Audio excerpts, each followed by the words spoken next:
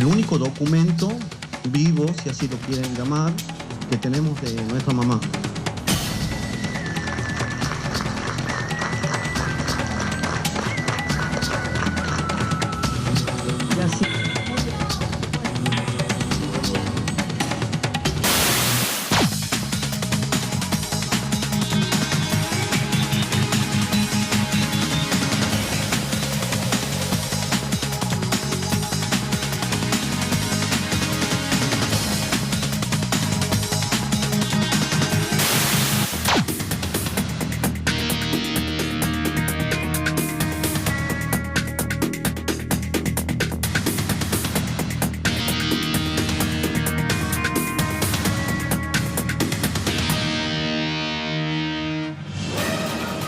Póngase cómodo, acá comienza Temas del Día. Bienvenidos, bienvenidas, buenas tardes si está en América, buenas noches si está en Europa. Comenzamos con la pregunta correspondiente a esta jornada, la tenemos en pantalla.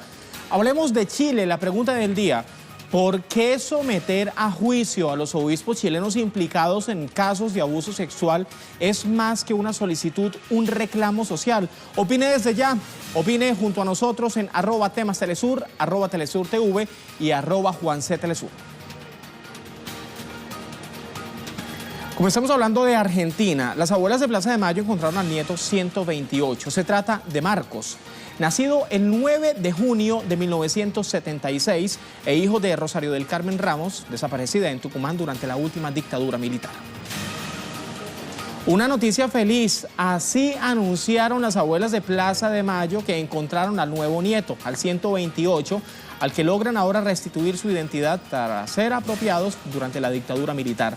La buena noticia llega en medio de los continuados festejos por los 40 años de vida del organismo de derechos humanos. La última nieta había sido recuperada en diciembre anterior y se trata de la hija de militantes montoneros que fueron secuestrados en la ciudad de Córdoba entre mayo y junio de 1977 y que aún continúan desaparecidos.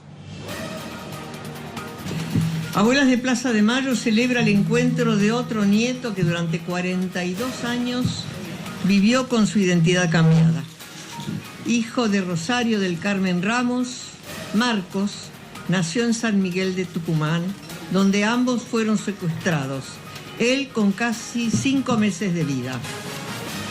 Ayer, el nuevo nieto conoció la noticia y se encontró con su familia que lentamente, junto a las abuelas de Plaza de Mayo, lo ayudará a reconstruir su historia e identidad.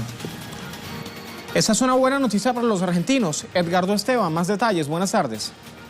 Te saludamos en esta tarde de viernes, una buena noticia para terminar la semana, en este caso aquí en la sede de las abuelas de Plaza de Mayo, donde se realizó una conferencia de prensa con el anuncio de la aparición del nieto 128, Marcos, hijo de Rosario del Carmen Ramos, una militante del PRT en la provincia de Tucumán, que nació el 9 de junio del año 1976. La conferencia de prensa en donde se marcó justamente que a pesar de las dificultades, de este tiempo de obstáculos, los organismos de derechos humanos siguen avanzando, y en este caso las abuelas que pudieron junto a los hermanos y al tío de Marcos dar esta conferencia de prensa, contar cómo fue el encuentro y marcar las expectativas que se hacen a partir de que este joven ya de 42 años ahora tiene la alternativa de estar con su verdadera familia. Así que fue un día para celebrar en favor de la verdad, la justicia, la memoria, pero también en favor de la vida. Realmente una jornada donde se las vio contentas a las abuelas de Plaza de Mayo, particularmente a su titular, a Estela de Carlos.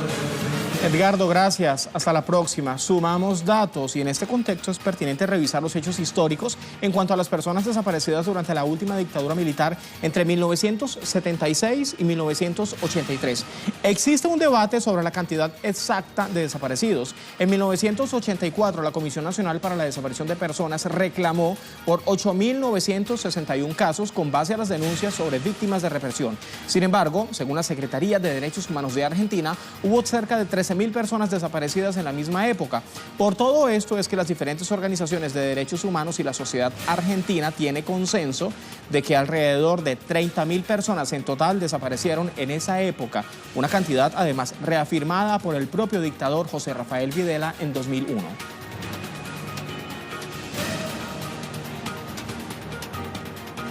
Pues esta razón de esto que tendría sentido revisar entonces cuáles son las principales organizaciones que luchan para restituir la memoria histórica de todas estas víctimas de la dictadura militar en Argentina. Varias organizaciones, traemos a colación algunas de ellas. Por ejemplo, Madres de Plaza de Mayo, una icónica organización en defensa de los derechos humanos que tiene el fin de recuperar con vida a los detenidos, desaparecidos y además establecer la responsabilidad de los crímenes de lesa humanidad, y fue fundada en 1977 por las madres que habían perdido a sus hijos como consecuencia de la represión.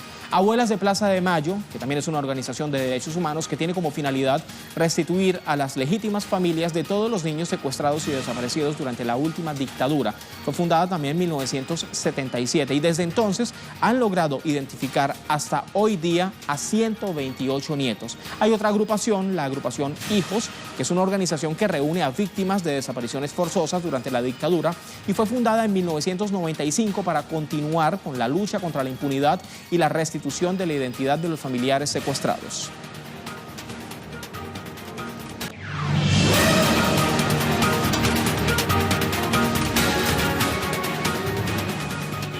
Nuestra pregunta del día tiene que ver con otro tema de esta jornada, con Chile. ¿Por qué someter a juicio a los obispos chilenos implicados en el caso o en casos de abusos sexuales es más que una solicitud, un reclamo social? Opine, hágalo a través de @temastelesur, @telesurtv, que es nuestra cuenta matriz, y mi cuenta corporativa, @juanctelesur. Sus respuestas al término del programa. Nuestra imagen de este día nos lleva hasta Rusia. Allí conmemoran el 88 aniversario de la fundación de las tropas aerotransportadas. En toda Rusia se llevan a cabo conciertos y emotivos eventos memorables. Imágenes, por ejemplo, de esta fecha importante para el pueblo ruso, que también recuerda a los que ya no están y que murieron cumpliendo el sagrado deber de la defensa patria. Con estas imágenes nos vamos a la pausa. Ya venimos, esto es Temas del Día.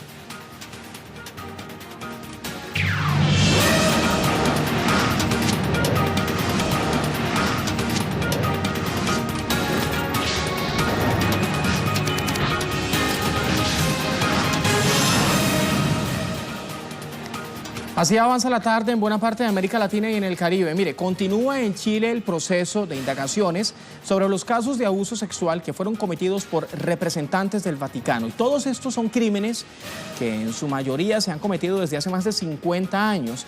Este viernes, familiares de las víctimas han sostenido una reunión con representantes del gobierno. La Fiscalía Regional Metropolitana ha realizado los anuncios pertinentes, mientras que ya la Iglesia Católica asumió la innegable responsabilidad de todos estos hechos. Importante, ya que esto va a permitirnos coordinar de mejor forma la atención y los requerimientos de las víctimas. Dentro de la investigación han surgido antecedentes que amerita realizar diligencia en distintos puntos del país y de hecho ya estamos realizando coordinaciones con el fiscal regional de Rancagua. Cuando se logra confluir antecedentes de la vida personal o históricos con la percepción subjetiva de que hay aspectos que son incompatibles con el sacerdocio, se toma una decisión de esta naturaleza y desde ese punto de vista es positivo.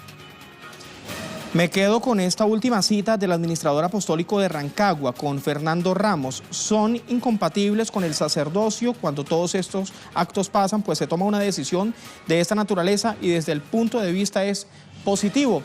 Tiare Valenzuela, me voy hasta Chile. Buenas tardes, Tiare. ¿Hay reacciones luego de estas declaraciones? Bueno, sí, Juan Carlos, una reunión que tuvieron esta agrupación de sobrevivientes, como ellos se llaman, de los abusos sexuales al interior de la iglesia. Fueron 4 de estos miembros de esta asociación que, me gustaría aclarar, ellos fueron víctimas directamente de abusos sexuales al interior de la Iglesia Católica en Chile. Una reunión que se mantuvo con la ministra secretaria general de Gobierno, Cecilia Pérez, que duró a lo menos 1 hora, y luego de salir, estos miembros de esta agrupación dieron sus declaraciones. Lo que ellos exigen es que el Ejecutivo cree una comisión de rango presidencial para acelerar acciones de investigación y reparación a las víctimas de abusos sexuales al interior de la Iglesia. El compromiso de la ministra secretaria general de Gobierno fue entregarle esta información al presidente Sebastián Piñera para que en el corto plazo se cree esta comisión presidencial.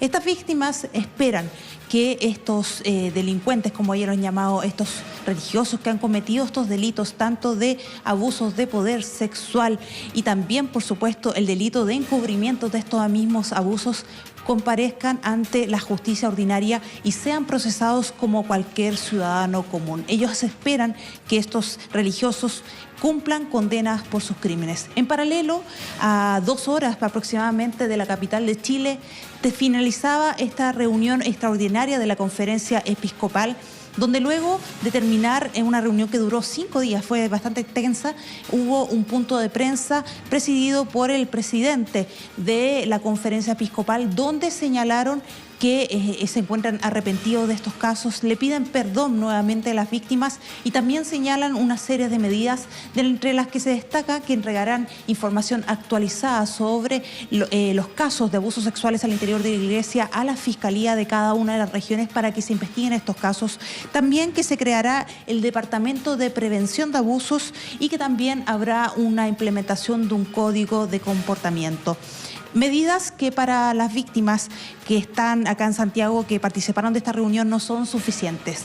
Ellos esperan acciones concretas. Dicen que han sido completamente revictimizados por la Iglesia Católica. Acudieron a la Iglesia Católica, denunciaron estos abusos y no recibieron ningún tipo de acompañamiento. Es por esto que solicitan acciones concretas e incluso entrevistamos a la primera transgénero que denunció en el mundo un caso de abuso sexual eclesial y ella va más allá. Ella solicita que estos obispos sean desvinculados totalmente de la Iglesia y además dice que ella, al ser víctima de estos abusos sexuales en concreto por padres franciscanos, ella no recibiría de ninguna forma una ayuda, un acompañamiento por parte de la Iglesia Católica.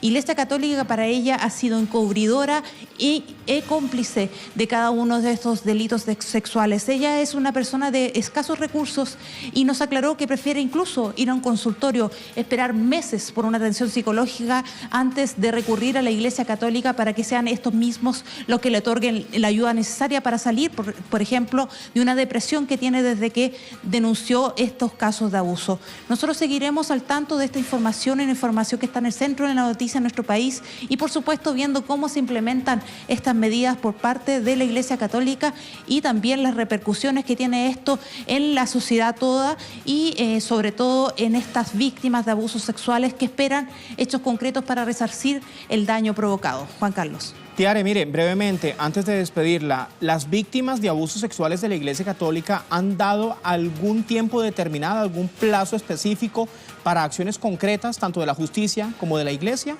o no han dado un tiempo definido?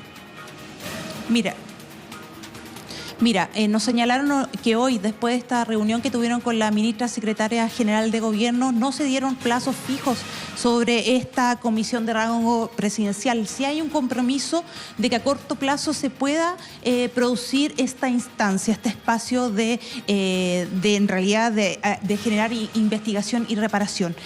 Los plazos aún no son determinados, lo que sí se están dando pasos claros hacia ese sentido, hacia resarcir y hacer justicia. Por ejemplo, el próximo 21 de agosto, el propio cardenal Ricardo Sati, máxima autoridad de la Iglesia Católica en Chile, tendrá que comparecer ante la justicia, ante tribunales por el delito de encubrimiento. Recordemos que cuando vinieron los enviados especiales del Papa a Chile, Monseñor Charles Cicluna y Jordi Bertumeo, justo cuando estaban realizando esta visita oficial, recorriendo todos los lugares más críticos y conversando con las víctimas de delitos sexuales, hubo un allanamiento de la Fiscalía de Rancagua a un centro de la iglesia de esa localidad para recabar información fundamental para procesar a estas personas, estos religiosos involucrados con los delitos sexuales. Información que hasta ese minuto no habría sido, en realidad no habría sido otorgada por la Iglesia Católica e incluso el cardenal Ricardo Sati habría estado en conocimiento de esos hechos. Es por eso que el próximo 21 de agosto tendrá que comparecer ante la justicia y esperan estos víctimas de abuso, también los laicos y laicas y la sociedad toda chilena, que sean estos primeros pasos para que todas estas personas que estén involucradas en estos delitos lleguen hasta la justicia y cumplan con condena por sus delitos. Ese es el requerimiento de las víctimas, que han dicho que, como muy bien lo decía, esperan acciones concretas, pero desde su foro interno la única forma de resarcir el daño provocado por la Iglesia es que cumplan condena en la justicia ordinaria y que paguen estos religiosos por sus delitos. Esa es la exigencia. Tiare, gracias. Hasta la próxima. Buenas tardes.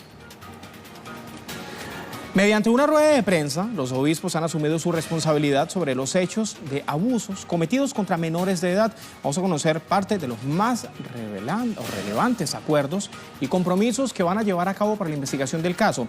La Conferencia Episcopal de Chile dice que va a estar colaborando con las investigaciones de los abusos cometidos para esclarecer todas estas acciones, todas las denuncias. Además, se dará a conocer toda la investigación al público sobre los abusos sexuales contra menores perpetrados por la propia Iglesia Católica. Se le dan más atribuciones al Consejo Nacional de Prevención de Abuso, que se encargará de trabajar para recibir denuncias e investigar y resguardar a las víctimas de abuso sexual.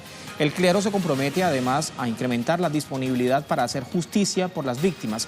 También se compromete la Iglesia Católica a ayudar al Consejo Nacional de Prevención de Abusos y Acompañamiento de Víctimas para las reparaciones a las víctimas de abuso sexual. Y también se compromete la Iglesia a tener una mirada autocrítica de los aspectos estructurales que llevaron a que ocurrieran todos estos abusos. Han afirmado que van a seguir promoviendo la formación permanente en prevención de abusos de todo tipo de personas. Las reacciones no solamente se han dado al interior de la Iglesia Católica y también en organizaciones de víctimas de abusos sexuales por parte de la propia Iglesia Católica, también en redes sociales. Revisemos rápidamente algunas publicaciones de tuiteros que ya se han manifestado luego de conocerse lo que ha ocurrido en esta reunión. En pantalla lo que ha publicado Carol Cristoco Cádiz. Ante la declaración de los obispos, a mi juicio pobre, publica: aceptamos el perdón, pero esperábamos que dieran un paso al costado. No hicieron nada más que encubrir delitos y por esta razón Chile y especialmente el laicado nos sentimos afectados por esta actitud de muchos obispos. Otra publicación aparece en pantalla, Riccio Portillo: creo que el Papa se equivocó grandemente al creer los inocentes y el problema es que la cultura del ocultamiento, y no solo en Chile, lo más grave es que no es posible que a corto plazo una solución se dé.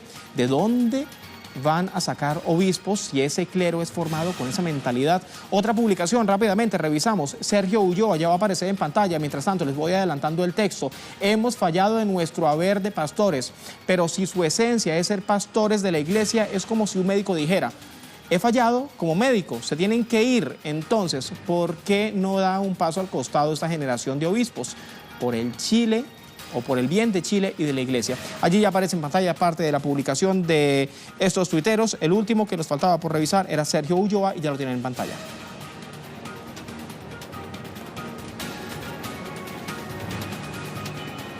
Hablemos de otras informaciones que también destacan durante esta jornada. Avanzamos.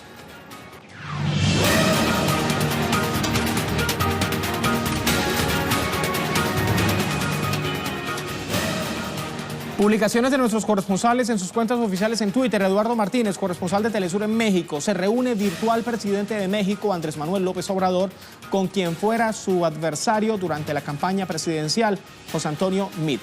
Otra publicación de nuestros corresponsales. Desde México pasamos a la República Bolivariana de Venezuela, Verónica Insausti. Mientras presidente Maduro anunciaba la devolución de tierras a los campesinos, 2 de ellos fueron asesinados por sicarios paramilitares en el estado Barinas, esto es al occidente de Venezuela. Jesús León y Guillermo Toledo eran parte de las 60 familias campesinas que disputan el rescate de 336 hectáreas. Otra publicación de nuestros corresponsales, avanzamos. José Manuel Jiménez en Colombia. Aún no se conocen los móviles del asesinato de los periodistas Valentín Tejada Rúa en el Cauca y Jairo Alberto Calderón en el Valle del Cauca. Familiares dicen que no tenían amenazas. Ahora bien, si contextualizamos un poco, entre 1938 y 2018 en Colombia han sido asesinados 157 periodistas, según nuestro corresponsal José Manuel Jiménez. Más publicaciones. Nos vamos ahora hasta Perú. Jaime Herrera, Elías Cuba, alcalde de La Victoria en Lima, y su hijo y otras 22 personas, la mayoría funcionarios ediles, o sea, funcionarios de la alcaldía, han sido detenidos como parte de una red criminal de extorsión y sicariato. El alcalde Cuba fue electo por el partido derechista Solidaridad Nacional y allí en pantalla, bueno, cuando justamente estaban llevándoselo detenido. Otra publicación de nuestros corresponsales, compañeros periodistas, Yuli Torres. Con este podio culminan los Juegos Centroamericanos, México con el primer lugar en el medallero, en segundo lugar está Cuba, en tercer lugar el país anfitrión, Colombia, con la medalla de oro de Jason Suárez en maratón. Colombia consiguió un histórico primer lugar en atletismo, la etiqueta Barranquilla 2018, y allí aparece entonces la fotografía de Jason Suárez, el hombre que le ha dado esta reciente medalla de oro para Colombia.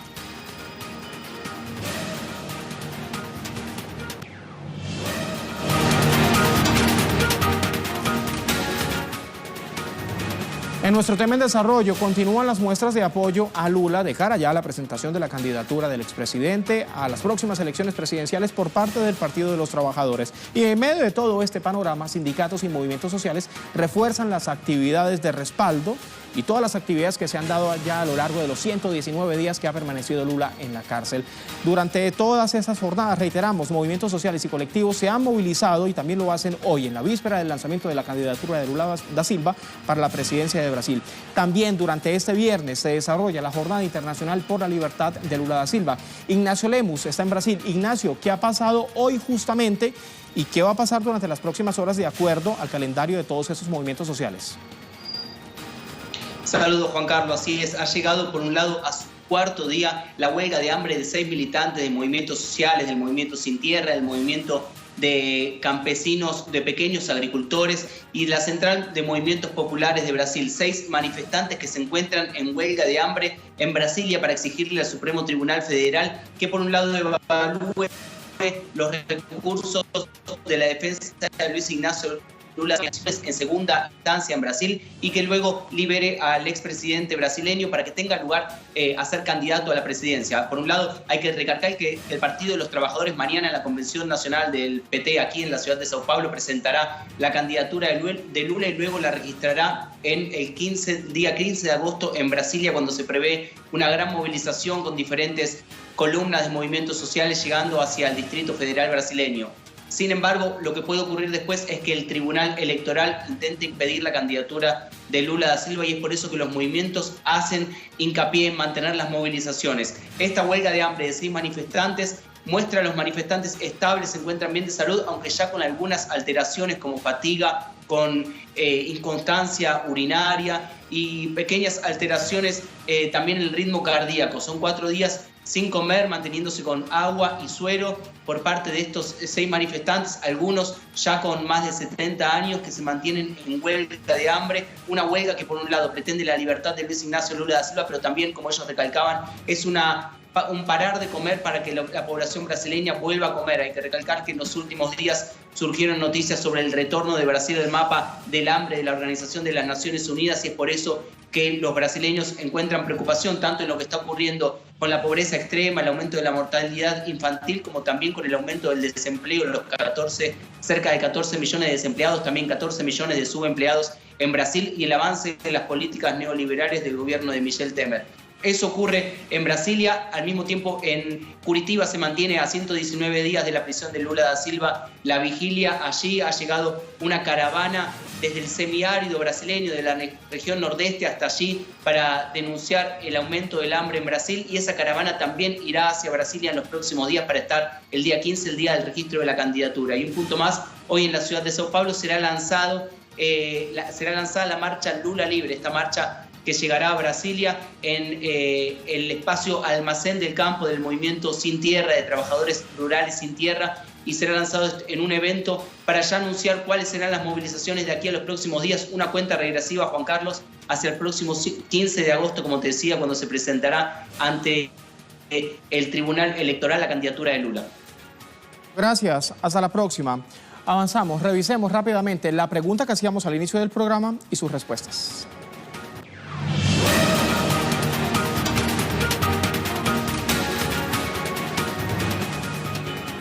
Pues al inicio del programa les estábamos preguntando temas que tienen que ver con Chile. ¿Por qué someter a juicio a los obispos chilenos implicados en casos de abuso sexual es más que una solicitud, un reclamo social? ¿Por qué se hace justamente necesario esto? Sus respuestas, parte de las publicaciones que ustedes emitieron a través de @temastelesur, @JuanCTelesur y nuestra cuenta matriz @TelesurTV. José Manuel Barroso, la respuesta en pantalla. La crisis que estremece a la iglesia chilena por el escándalo de los obispos implicados en casos de pedofilia hacia menores de edad deben ser castigados con todo el peso de la ley que permita justicia chilena. Es la hora de someter a revisión a las iglesias y su estructura. Es la respuesta de José Manuel Barroso.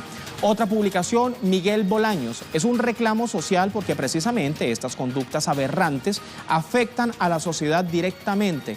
En este caso, a los niños chilenos. Delito que debe pagarse con cárcel sin ninguna clase de beneficios. Es también obligación del Vaticano tomar medidas para evitar este delito. Son muchas las respuestas que ustedes han enviado a través de las redes sociales hacia nuestra pregunta. La pregunta tenía que ver precisamente con Chile y el tema que genera reacción luego de la reunión entre representantes de la Iglesia Católica y víctimas de abusos sexuales de estos mismos obispos. La pregunta en pantalla: ¿por qué someter a juicio a los obispos chilenos implicados en caso de abuso sexual es más que una solicitud, un reclamo social? La pregunta sigue rodando, usted aún tiene oportunidad de seguir respondiendo. Mire, ya lamentablemente llegamos al final de esta jornada de temas del día, pero los dejamos con el video web de este día, de este viernes. Son producciones audiovisuales que usted puede conseguir compiladas todas en nuestra cuenta oficial de Facebook, en la cuenta de Facebook de Telesur. Y hoy le mostramos una cerveza muy curiosa, muy particular, que no a muchos deja de llamar la atención. Y con esta curiosa bebida despedimos el programa de esta jornada. Tenga buen fin de semana. Hasta la próxima.